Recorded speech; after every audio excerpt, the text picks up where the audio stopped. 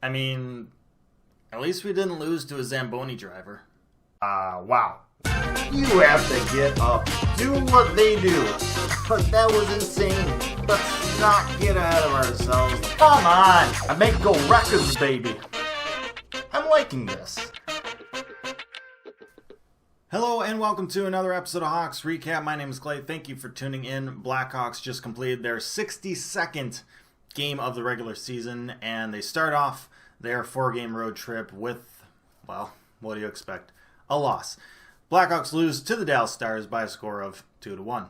Before we talk about the game here, we have to acknowledge the ridiculous moment that happened Saturday night. Another historic NHL moment featuring an emergency goaltender. We all remember Scott Foster, the legend Scott Foster, coming in to help seal the deal against the Winnipeg Jets in March of 2018. That was a crazy story. That was an awesome story. What an awesome night that was for the Hawks.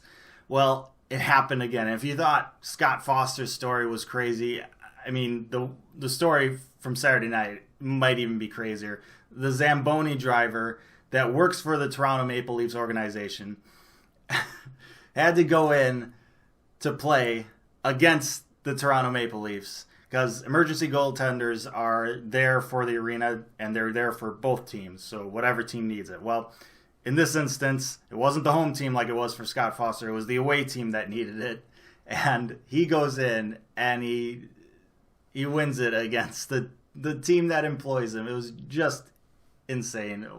These types of things are why hockey is just so great. No other sport can you get an emergency goaltender type of situation, come in and just have a ridiculous story. I mean, I know it's not the Blackhawks game, but it relates to the Hawks because of Scott Foster. And it's just awesome to see again. I love these things. So now that we got that feel-good stuff out of the way, let's talk about some downers. Let's talk about this Blackhawks game. Gustafsson not in the lineup once again with the trade deadline looming. Once again, I will be making videos when things actually happen. I'm not doing videos on rumors. I don't do that. So look for my videos once things actually happen. Now, with the trade deadline being kind of in the afternoon on Monday, well, I'm going to be at work still. So if things happen kind of during the day, just wait, I guess. I will be making them, Monday evening, essentially. So look out for that. But Carlson gets the call up from Rockford to replace Gustafsson and basically gets in the lineup in replace of Sealer as well.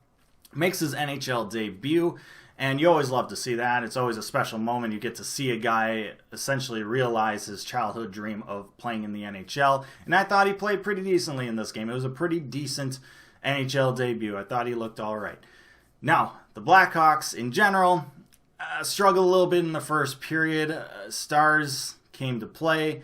I didn't think the Hawks were terrible, but it wasn't like the really fast starts that we've seen from the Blackhawks, which I guess isn't that bad a thing because we've always seen the Hawks kind of really go at it in the first period and then just tank in the second period. That didn't happen this game, but first period, not the strongest of starts.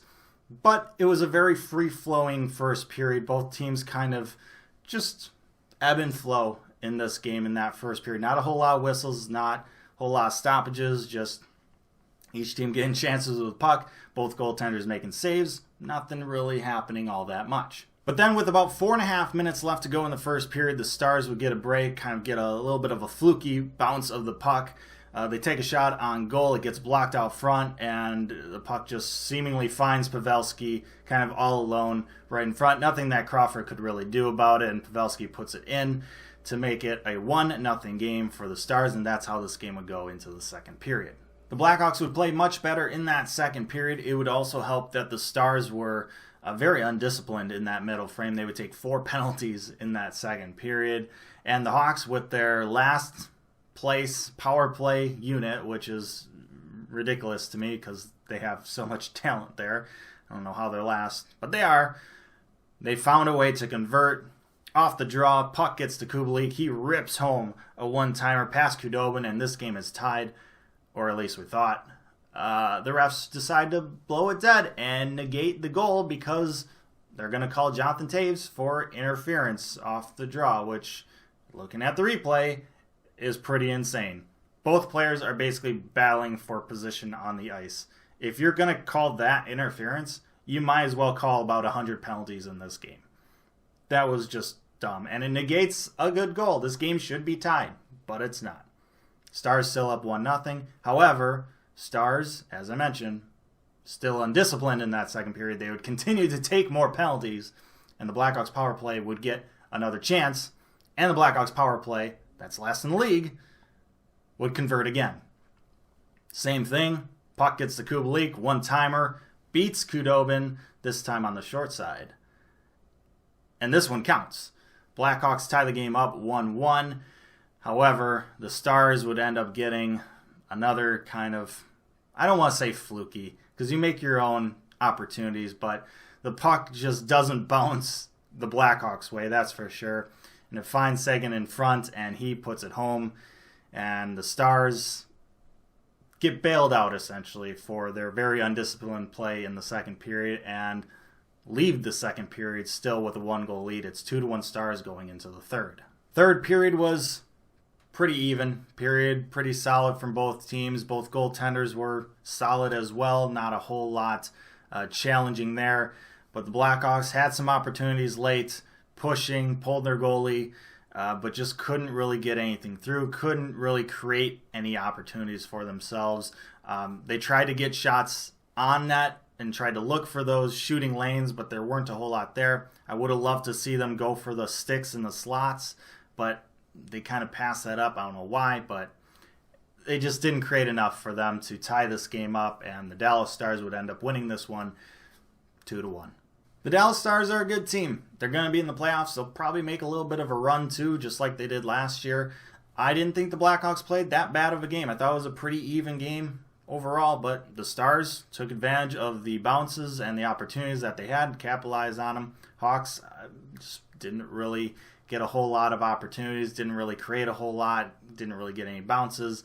But sometimes these are the types of results that happen in hockey. Unfortunately, these kind of results are not what you need at this point of the season, especially with the way the Hawks have played the last 10 games where they've lost 8 of them.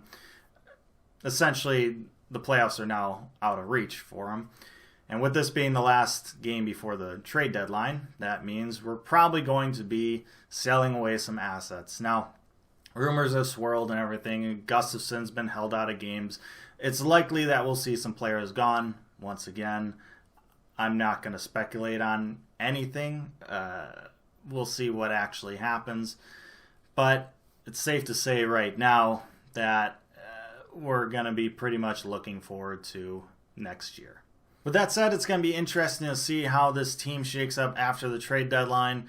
See if maybe young guys get some more ice time. We'll see what happens. Now remember, the trade deadline doesn't mean that no more trades can happen afterwards. The trade deadline just means that for players to be eligible to play in the playoffs with their new team, they have to be dealt before the trade deadline. So, for example, and I'm not saying this would happen, but say in March, after the trade deadline has happened, the Hawks decide to trade with the Detroit Red Wings. Neither team's going to the playoffs. They can make that trade. There's nothing against making that trade. Neither team would really be affected because neither team is making the playoffs, and those players would still be able to play the rest of the season with their new teams.